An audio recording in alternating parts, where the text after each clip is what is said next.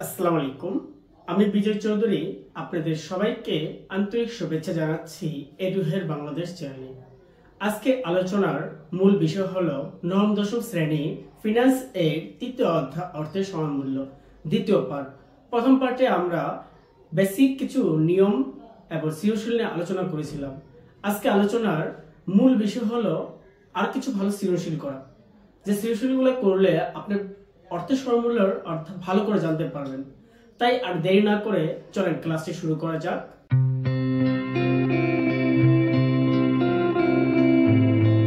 তাহলে আমরা ক্লাসটি শুরু করি। আমরা বরাবরের মতো প্রশ্নটা ওই পাশে দিয়ে দেবো, আপনারা জুম করে ভালো করে দেখে নেবেন, ঠিক আছে? তাহলে আমরা ক্লাসটি শুরু করি। সৃজনশীল নাম্বার এর আগে আমি সৃজনশীল নাম্বার 2, 3 এবং 4 শেষ করছিলাম। আজকে সৃজনশীল নাম্বার 5 নাম্বার লিখবো।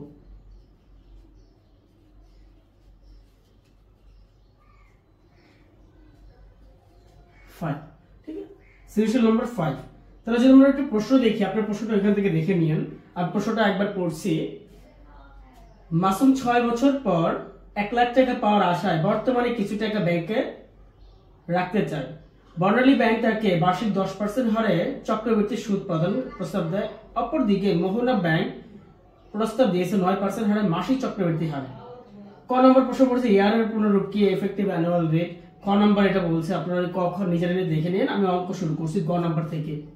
ওকে, তাহলে আমরা গ নম্বরের অঙ্ক যদি শুরু করি, গ নম্বর প্রশ্নতে কি চেয়েছে? বরাবরের মতো প্রশ্নটা কিন্তু আমি ওই পাশে দিয়ে দেবো, আপনারা সবাই দেখে নেবেন। ওকে, তাহলে গ নম্বর প্রশ্ন বলছে 6 বছর পর 1 লাখ টাকা পেতে হলে বর্তমানে মাসুমকে বর্ণালী ব্যাংকে কত টাকা রাখতে হবে। বর্তমানে কত টাকা রাখতে হবে, যেহেতু বর্তমানে কথা বলছে, তাহলে আমরা প্রশ্নটা দেখি। প্রশ্নটা দেখে আমরা লেখা শুরু করি।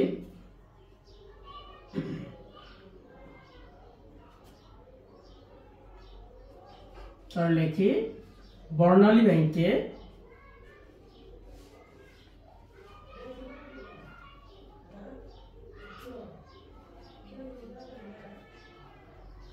কত টাকা রাখতে হবে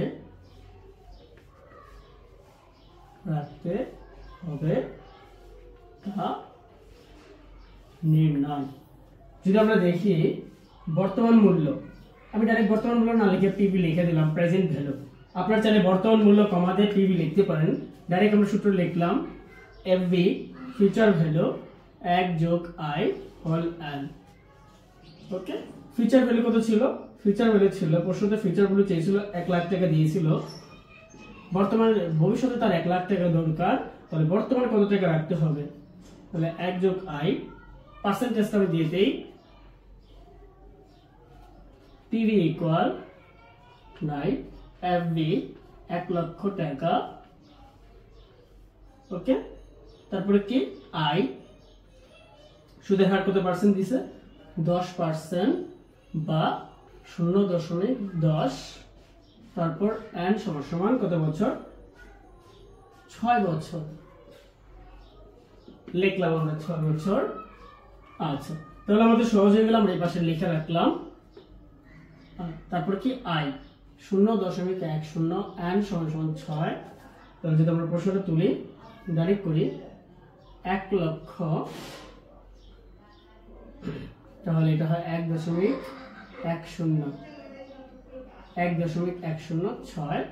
তাহলে এর পুরো প্রশ্নটা হয় এইভাবে 1 লক্ষ, তাহলে কত হয় 6 যদি আমরা এই করি, তাহলে হয় 1.775161। ঠিক আছে, ওকে। তাহলে এটা কত হয়? এটা যদি ভাগ করি আমরা, হয় 56,447.39। আপনার ক্যালকুলেটর ব্যবহার করে এটা করে নেবেন। ওকে, তাহলে তারা কি ভবিষ্যতে তাকে 1 লাখ টাকা পেতে হলে তাকে বর্তমানে 56,447.39 টাকা রাখতে হবে। ওকে, তাহলে আমরা গ নাম্বার শেষ। গ নাম্বার সবাই একবার দেখে নেন। আমরা এটা মুছে গ নাম্বার শুরু করে দিই।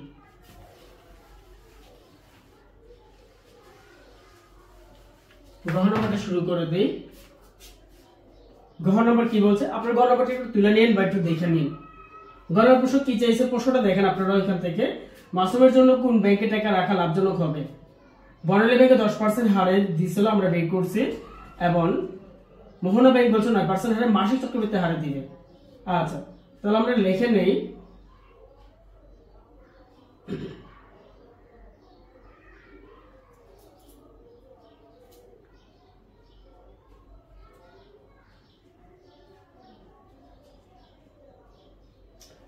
এখানে লিখি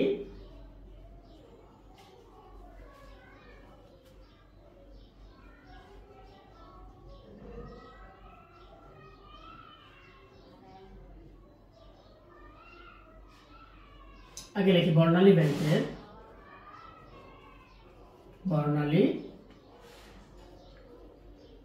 ব্যাংকের বর্তমান মূল্য। বর্ণালী ব্যাংকের বর্তমান মূল্য ছিল কত? বের করছি যে আমরা 56,447.39 টাকা। এটা কি হতে গ হতে পারে। ওকে, তাহলে যদি আমরা লিখি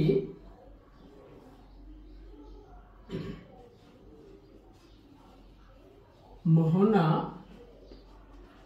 এখন মোহনা ব্যাংকের বর্তমান মূল্য বের করব। বর্তমান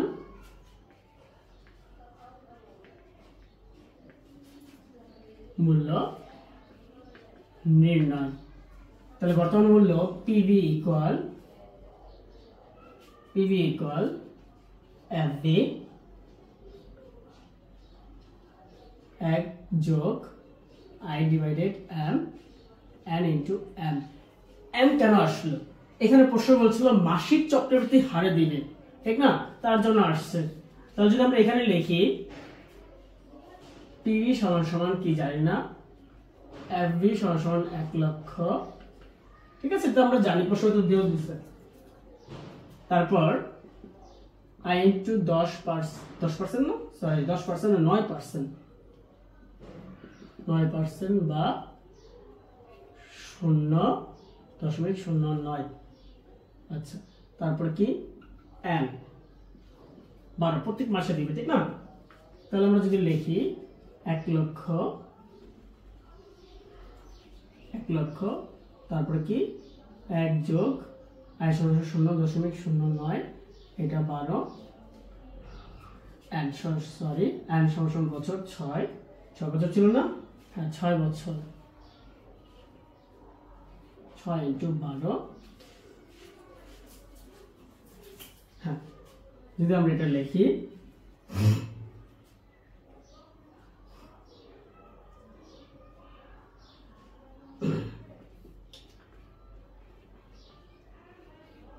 1 লক্ষ, তাহলে এটা ডাইরেক্ট এটা করে ফেললে হয় 1 ডাইরেক্ট সবকিছু করে ফেলছে, ঠিক আছে? এটা ভিতরে একটা 1.0075, এটা কত হয় 72।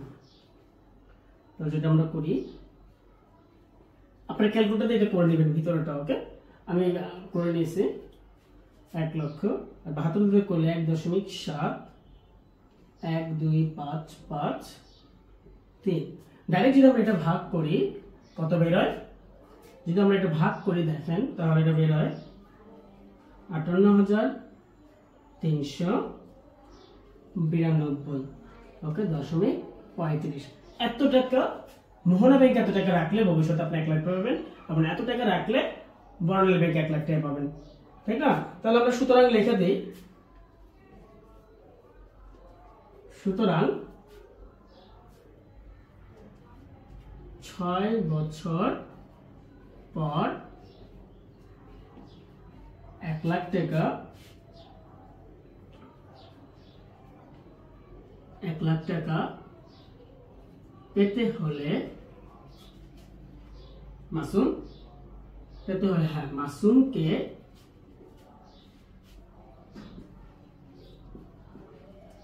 মোহনা ব্যাংকের তুলনায়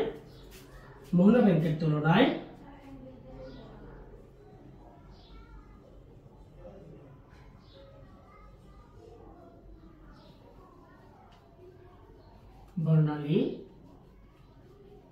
ব্যাংকে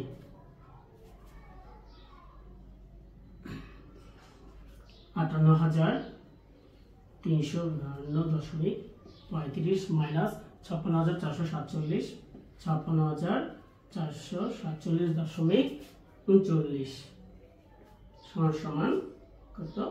1944.96 টাকা কম রাখতে হবে। কম রাখতে হবে।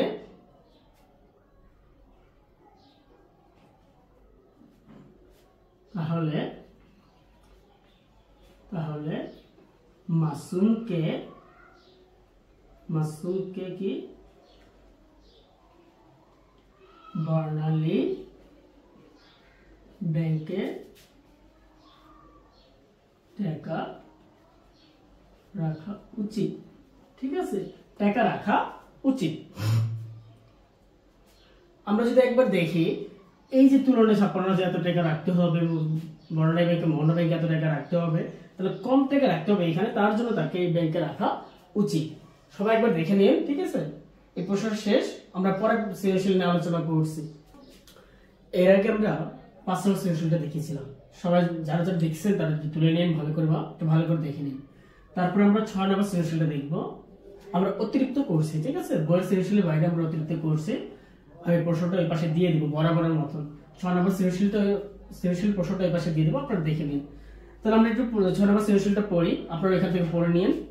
সৃজনশীলে বলছে, জনাব জসিম তার জমি বিক্রির 5 লাখ টাকা দিয়ে ব্যাংকে 10 বছরের জন্য স্থায়ী হিসাব খোলার সিদ্ধান্ত নেন।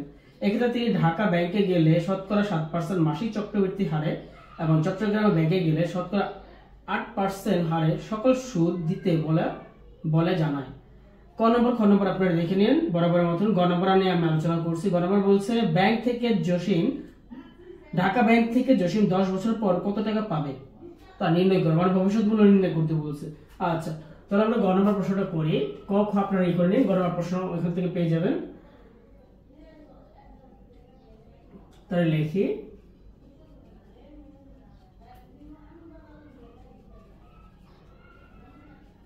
ঢাকা ব্যাংক থেকে জসিম 10 বছর পর পাবেন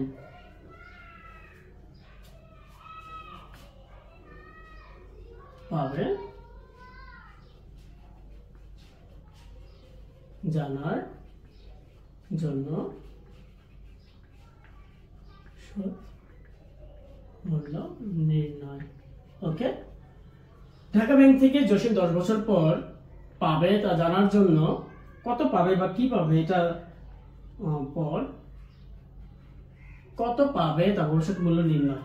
যদি আমরা এখানে ভবিষ্যৎ মূল্য না লেখা, আমরা ডাইরেক্ট ফিউচার ভ্যালু সমান ওকে প্রেজেন্ট ভ্যালু 1 যোগ i divided m n into m। Dhaka bank কি বলছিল? ঢাকা ব্যাংক বলছিল বছর চক্রবৃদ্ধিতে দিবে, ঠিক না? তার জন্য m দিছি আমরা। পিবি কত লক্ষ টাকা? আচ্ছা, আমরা এখানে এটা লিখে নিই। এফবি আমরা বের করব। পিবি 5 লক্ষ টাকা, আই 7% হারে দিবে ঢাকা ব্যাংক 0.07, এম 12 বার, এন 10 বছর। হ্যাঁ, প্রশ্নটা দেখছি আমি, আপনারাও দেখে নিন ভালো করে। তাহলে আমরা লিখি 5 লক্ষ 1, আই সমান সমান কত? 0.07, এম সমান সমান বছরে 12 বার, এন 10 ইনটু 12। যদি লিখি 5 লক্ষ, তো ডাইরেক্ট করে দিই আমরা। ডাইরেক্ট গুণ দিই তাহলে হয় 1.005 833 ইভেন কত? 120। ওকে, যদি আমরা লিখি 5 লক্ষ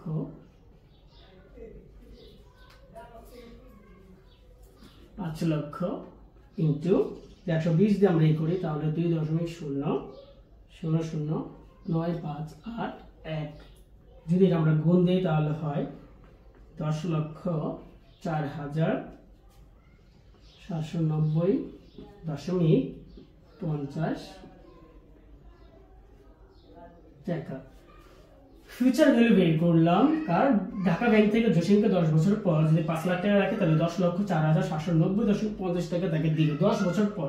ওকে, বের করে ফেলছি। তাহলে গহ নম্বর প্রশ্নটা কি চেয়েছে? তাহলে আমরা গহ নম্বর প্রশ্নটা বের করি। জনাব জসিমের কোন ব্যাংকে হিসাব খোলা যুক্তি বলে তুমি মনে করো? হ্যাঁ, গহ নম্বরটা করি। কোন ব্যাংকে টাকা রাখা তার যুক্তি হইব?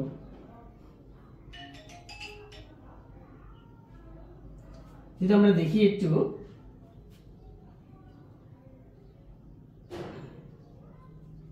আচ্ছা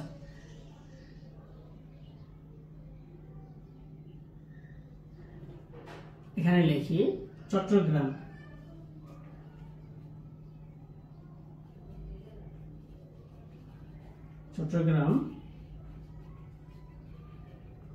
ব্যাংকের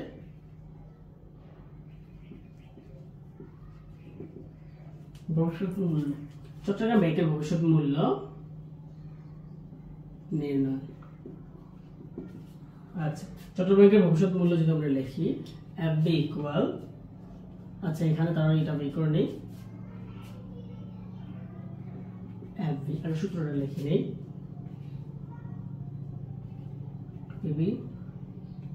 PB প্লাস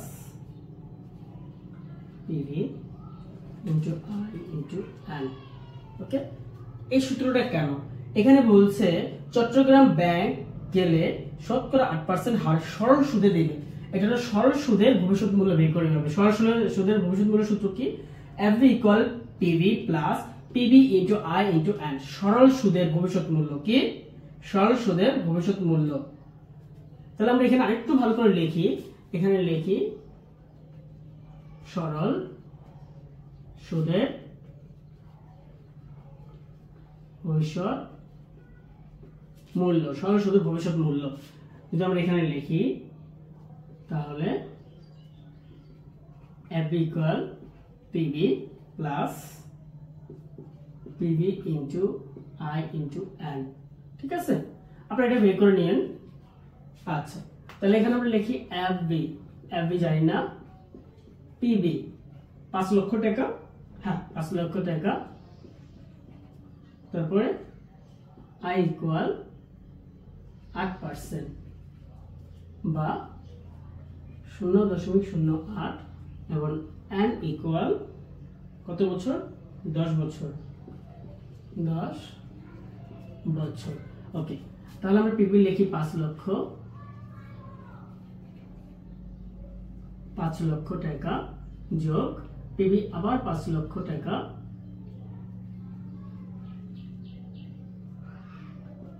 I 0.08 and 10 বছর।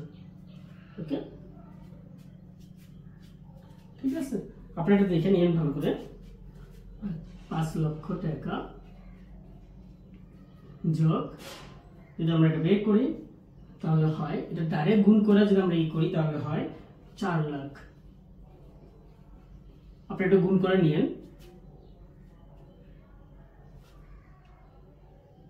তারপর কত হয়? 9 লক্ষ টাকা যোগ করলে হয় 9 লক্ষ, 5 আর 4 9 লক্ষ, 9 লক্ষ টাকা।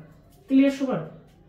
তাহলে আমরা কি সরল সুদের ভবিষ্যৎ মূল্য চট্টগ্রাম ব্যাংক দেবে সরল সুদে, তো সরল সুদের ভবিষ্যৎ মূল্য সূত্র FB equal PB plus PV into I into N।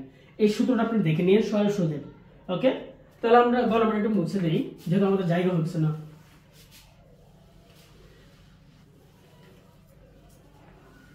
যদি আমরা ঘর নম্বরটা একটু দেখি, হ্যাঁ ঘর নম্বরটা চট্টগ্রাম ব্যাংক, চট্টগ্রামের ভবিষ্যৎ মূল্য সরল সুদে বের করলাম। তাহলে আমরা এখানে একটা প্রশ্নটা লিখে দিই, কোন ব্যাংকে টাকা রাখা লাভজনক হবে?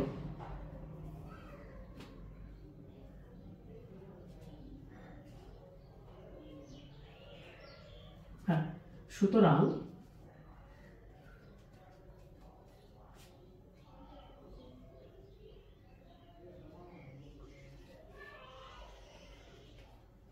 5,00,000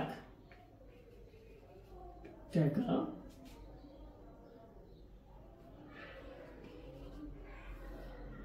জমা রাখলে ঢাকা ব্যাংক দিবে 10 লক্ষ। আমরা গণবার লিখছিলাম, আপনি একটু দেখে নিন প্রশ্নটা করে। 10,04,790.50 টাকা গ হতে, ঠিক আছে। তারপরে কি, এবং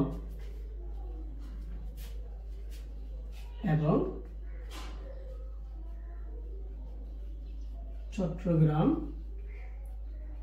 ব্যাংক দিবে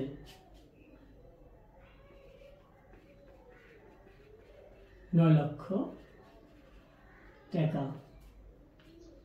9 লক্ষ টাকা অর্থাৎ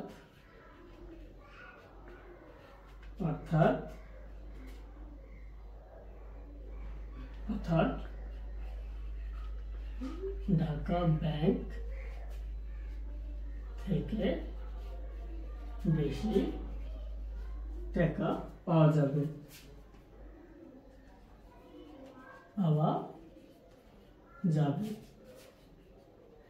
তাই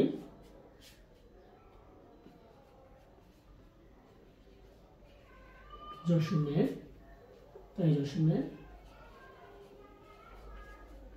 ঢাকা ব্যাংকে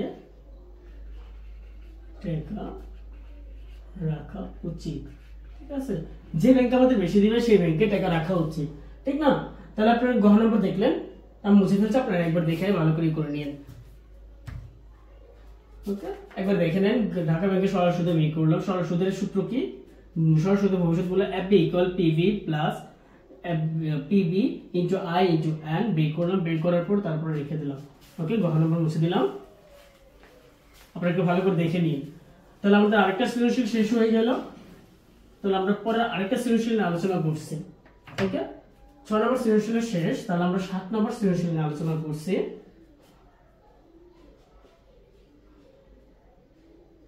7 নম্বর সৃজনশীল আমরা করব ইয়ারের অঙ্ক, ইফেক্টিভ অ্যানুয়াল রেটের। আমি প্রশ্নটা বরাবরের মতো ওইখানে দিয়ে দিচ্ছি, আপনি দেখে নিন। পরের প্রশ্ন আমরা দেখি। 7 নম্বর প্রশ্ন, 5 বছর পর, প্রশ্নটা ওইখানে আপনার পড়ে নেন। 5 বছর পর 50,000 টাকা পাওয়ার আশায় তুমি কিছু টাকা জমিয়ে ব্যাংকে রাখতে চাও। সোনালী ব্যাংক তোমাকে বার্ষিক এত পার্সেন্ট, সোনালী ব্যাংক তুমি বার্ষিক 8% সুদের প্রদান প্রস্তাব দেন, এবং অপরদিকে অগ্রণী ব্যাংক 7.5% হারে ত্রিবার্ষিক চক্রবৃদ্ধি সুদের প্রস্তাব দেয়। বিষয় তুমি কি সিদ্ধান্ত ভুগছো? ক খ আপনারা দেখে নিন। গ নম্বর বলছে অগ্রণী ব্যাংকের প্রাকৃত সুদের হার নির্ণয় করো। অগ্রণী ব্যাংকের প্রাকৃত সুদের হার নির্ণয় করো। আচ্ছা, তাহলে আমরা প্রাকৃত সুদের হার নির্ণয় করছি। অগ্রণী ব্যাংকের প্রাকৃত সুদের হার নির্ণয় করো। আচ্ছা, যদি আমরা লিখি অগ্রণী ব্যাংকের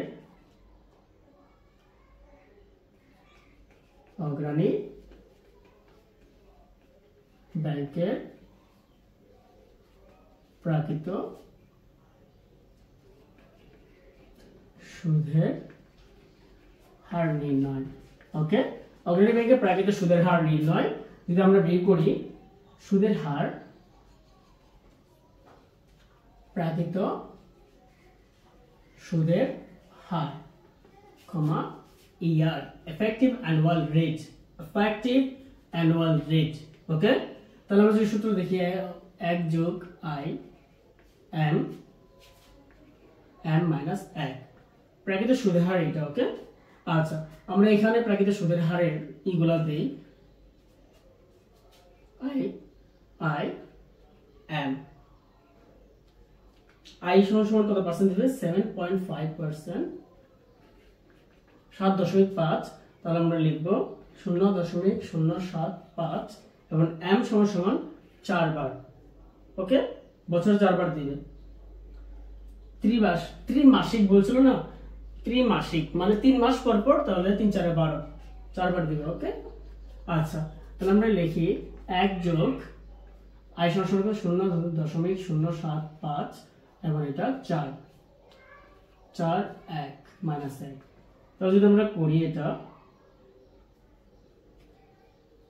ডাইরেক্ট বের হয়, এটা যদি আমরা করি 1.101875, ওকে 1.1।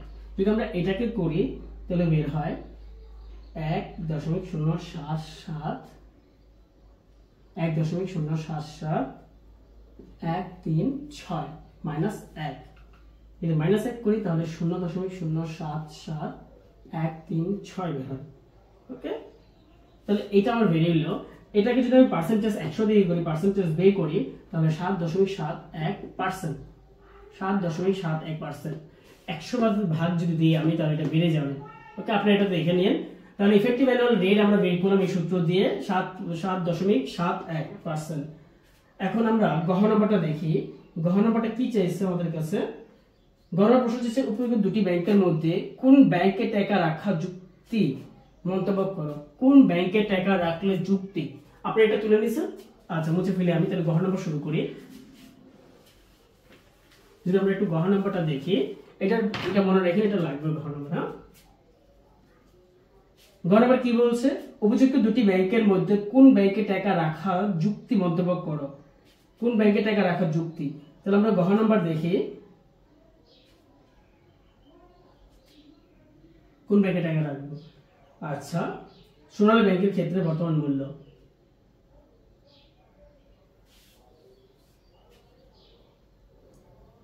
হ্যাঁ, তাহলে আমরা বর্তমানে বের করি সোনালী ব্যাংক। সোনালী ব্যাংকের বর্তমান মূল্য। সোনালী ব্যাংকের বর্তমান মূল্য নির্ণয়। সোনালী ব্যাংকের বর্তমান মূল্য নির্ণয় করি। যদি আমরা বর্তমান মূল্য লিখি, মানে পিভি ডাইরেক্ট লিখে present value, okay. LV 1 + IN, তাহলে কত হয়?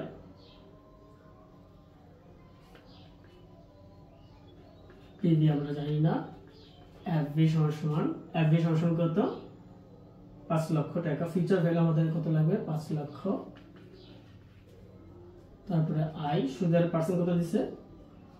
এন্ড 5 বছর সুদের পার্সেন্ট দিছে কত? 8%। 8% বা 8, 0.08। ওকে, ঠিক আছে। তাহলে আমরা লিখি 5 লক্ষ 1 আর 0.08 এর সমান কত? 5 বছর। তাহলে যদি আমরা এটা বের করি, 5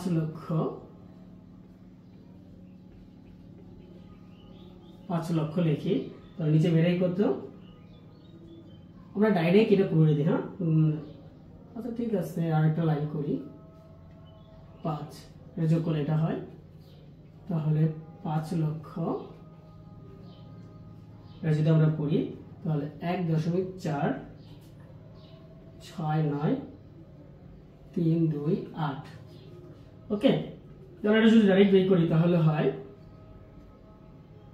34,029.16 টাকা। এখানে সোনালী ব্যাংকে রাখলে, এখন যদি আমরা এখানে রাখি সোনালী ব্যাংকের পর যদি আমরা এখানে দেখি অগ্রণী ব্যাংকের ক্ষেত্রে, অগ্রণী ব্যাংকের বর্তমান মূল্য নির্ণয়। আচ্ছা, তাহলে আমরা লিখি PV equal FD into m. এটা কেন লিখলাম এম? এখানে প্রশ্নতে কি বলছিল? প্রশ্নতে বলছিল যে পরের ব্যাংক 7.5% হারে ত্রিমাসিক দেয় চক্রবৃদ্ধি হারে, তার জন্য এটা ভাবে আসছে। আচ্ছা, আমরা এখানে লিখি এফবি সমান 5 লক্ষ, এফবি সমান 5 লক্ষ,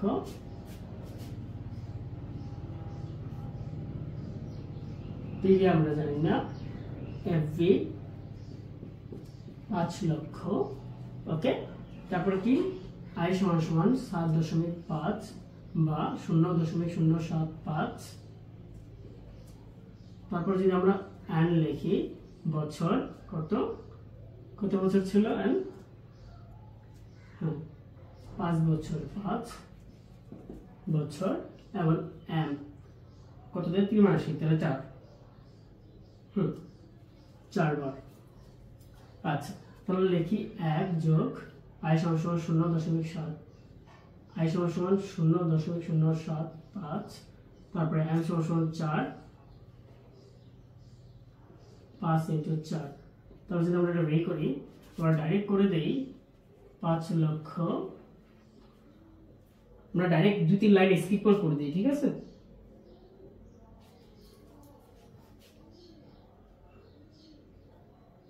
ডাইরেক্ট হয় 1.449984।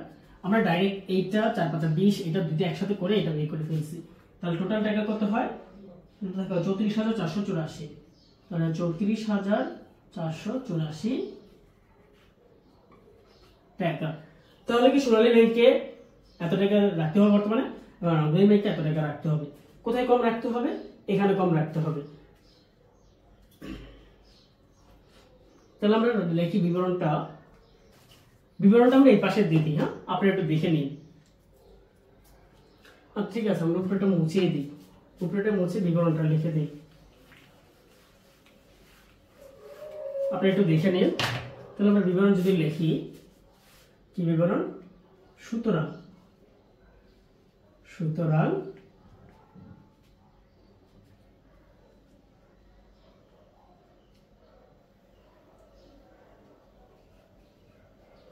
5 বছর পর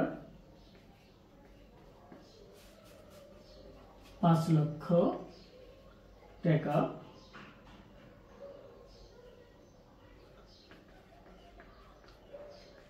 পাওয়ার জন্য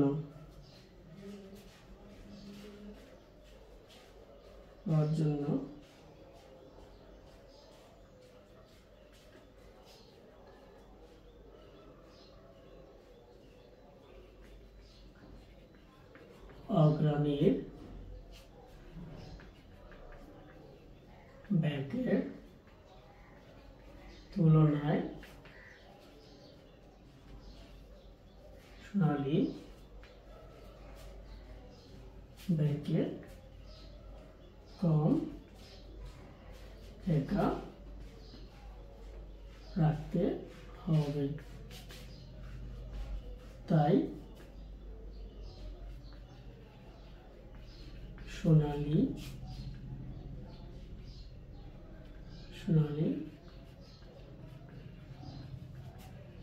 ব্যাংকে টাকা রাখা উচিত। ওকে, সোনালী ব্যাংকে টাকা রাখা উচিত। আপনারা একবার দেখে নিন প্রশ্নটা ভালো করে। তাহলে আমি মুছে ফেলছি এটা। আমরা পরে আরেকটা সৃজনশীল আছে, সেটা নিয়ে আলোচনা করবো। এরপরে আরেকটা সৃজনশীল আছে। ওকে, আপনারা এটা ভালো করে তুলে। এর আগে আমরা 7 নম্বর সৃজনশীল নিয়ে আলোচনা করছি, তাহলে আমরা এখন 8 নম্বর সৃজনশীল নিয়ে আলোচনা করছি। ঠিক আছে, তাহলে আমি প্রশ্নটা এই পাশে দিয়ে দেবো, আপনারা দেখে নিন। যদি আমরা এই প্রশ্নটা পড়ি, তাহলে প্রশ্ন কি বলছে? জনাব শফিক সাহেব একটি আর্থিক প্রতিষ্ঠানের বার্ষিক 8% সুদের হারে 10,000 টাকা জমা রাখার ব্যাপারে ভাবছিলেন। পরে তিনি তার একজন বন্ধুর নিকট থেকে জানতে পারেন 8% হারে চক্রবৃদ্ধি সুদ প্রদান করবে। এক্ষেত্রে প্রাকৃত সুদের হার বৃদ্ধি পাবে, তাই তিনি ব্যাংকে জমা রাখলেন। ক খ আপনারা দেখে নেন, গ নিয়ে আলোচনা করতেছে। গণনা বলছে জনাব শফিক সাহেবের তথ্য অনুযায়ী বার্ষিক এবং অর্ধবার্ষিক প্রাকৃতিক সুদের হার নির্ণয় করুন। আমাকে বার্ষিকও ব্যয় করতে হবে, অর্ধবার্ষিকও ব্যয় করতে হবে। ঠিক আছে, তাহলে আমরা শুরু করি গ নম্বর। গণনা বলছে প্রাকৃতিক সুদের হার নির্ণয়। প্রাকৃত সুদের হার নির্ণয়, প্রাকৃতিক সুদের হার নির্ণয় করতে হবে বার্ষিক, তারপর অর্ধবার্ষিক। ওকে, তাহলে আমরা লিখি ডাইরেক্ট বার্ষিকটা বের করে ফেলি। বার্ষিক ইয়ার মানে প্রাকৃতিক সুদের হার, বার্ষিক প্রাকৃতিক সুদের হার সমান সমান 1 যোগ i হোল m মাইনাস 1। আচ্ছা, ওকে, তাহলে আমরা যদি দেখি 1 যোগ i সমান সমান কত? i সমান সমান কত বলছে? i সমান সমান 8% বলছে, 8% বা 0.08। তারপর m সমান কত বলছে একবার, তাহলে যদি আমরা লিখি 0.08 m সমান 1 মাইনাস 1। ওকে, তাহলে যদি আমরা ডাইরেক্ট এটা বের করে দিই তাহলে 1 প্লাস 0.08 1 মাইনাস 1, তো যদি আমরা এটা বের করি 1.081, যদি আমরা পার্সেন্ট হিসাবে বের করি তাহলে হয় 8%। ওকে, ঠিক আছে, আপনারা এটা করে নিন বার্ষিকী। তারপরে অর্ধবার্ষিকী বের করি, অর্ধবার্ষিক ইয়ার ইফেক্টিভ অ্যানুয়াল রেট মানে প্রাকৃত সুদের হার। আবার সেম টু সেম সূত্র লিখি। হ্যাঁ, এখন এখানে i সমান সমান 8% বা 0.08 m অর্ধবার্ষিকী মানে কি বছরে দুবার মানে অর্ধেক 6 ঠিক আছে। তাহলে আমরা লিখি 1 যোগ i সমান 0.08 আর বছরে দুইবার হবে এটা 2 মাইনাস 1। আচ্ছা, তারপর যদি আমরা বের করি তাহলে 1 যোগ 0.04 2 মাইনাস 1, তাহলে এখানে হয় 1.08 1 6 মাইনাস 1। ওকে, তাহলে এটা বের হয় 0.08, যদি মাইনাস 1 করি 0.10, তাহলে এটা পার্সেন্ট করলে 8.16%। ওকে, বার্ষিক এবং অর্ধবার্ষিক আমি বের করে ফেলছি, আপনারা একবার দেখে নেন তাহলে অনেক ভালো হবে। বার্ষিক কিভাবে বের করবো, অর্ধবার্ষিক একই বের করবো, জাস্ট একটু পার্সেন্টটা চেঞ্জ করবে, তাছাড়া আর কিছু নেই। আচ্ছা, আমি তাহলে গড় নম্বর নিয়ে আলোচনা করছি।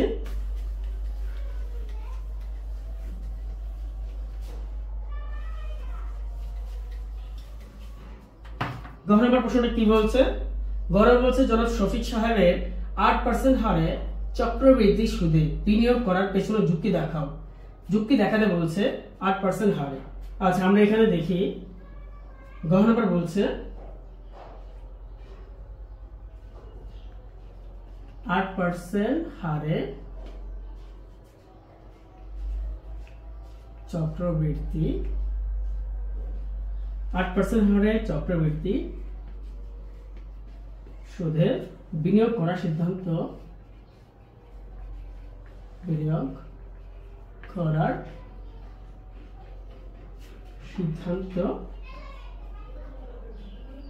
ফলে সুদ পাবেন। দেখি সুদ কত পাবেন, তাহলে আমরা ডাইরেক্ট এখানে লিখি প্রাকৃত সুদের হার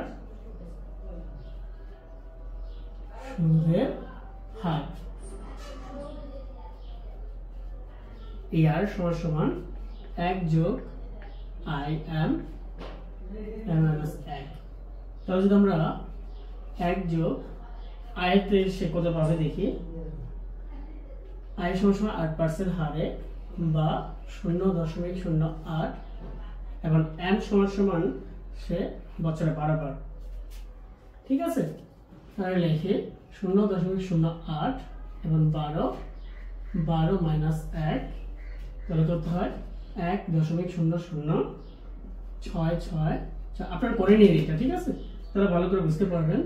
12 মাইনাস 1 তাহলে হয় 1.08, এটা যদি 12 দিয়ে করি আমরা 29 মাইনাস 1, তাহলে 0.0829, তাহলে এটা যদি পার্সেন্টেজ বের করি 8.29। ওকে, এত পার্সেন্ট প্রাকৃত সুদের হার বেরিয়েছে এত এখানে। তাহলে আমরা লিখতে হবে সুতরাং শফিক সাহেব 8% হারে বার্ষিক সুদে বিনিয়োগ না করে চক্রবৃদ্ধি হারে 8% সুদে বিনিয়োগ সিদ্ধান্ত নিতে তার যথার্থ হয়েছে, কারণ চক্রবৃদ্ধির ফলে সে এত পার্সেন্ট পাবে। ওকে, আপনি এখানে প্রশ্নটা লিখে নিন। শফিক সাহেব 8% হারে বার্ষিক সুদে বিনিয়োগ না করে চক্রবৃদ্ধির হারে 8% বিনিয়োগের সিদ্ধান্ত নিয়েছেন, তা যথার্থ হবে, কারণ চক্রবৃদ্ধির ফলে তিনি সুদের হার এত পার্সেন্ট পাবে। ওকে, আপনি এটা লিখে নিন এখানে বিবরণটা। তাহলে আমরা অঙ্ক শেষ। আমাদের ফিনান্সের তৃতীয় অধ্যায় অর্থ সমমূল্যর সবগুলো সৃজনশীল আমরা যতটুকু করা দরকার, ইফেক্টিভ অ্যানুয়াল রেট, ভবিষ্যৎ মূল্য, বর্তমান মূল্য বের করা দরকার, সবকিছু আমরা করে বুঝিয়ে দিয়েছি।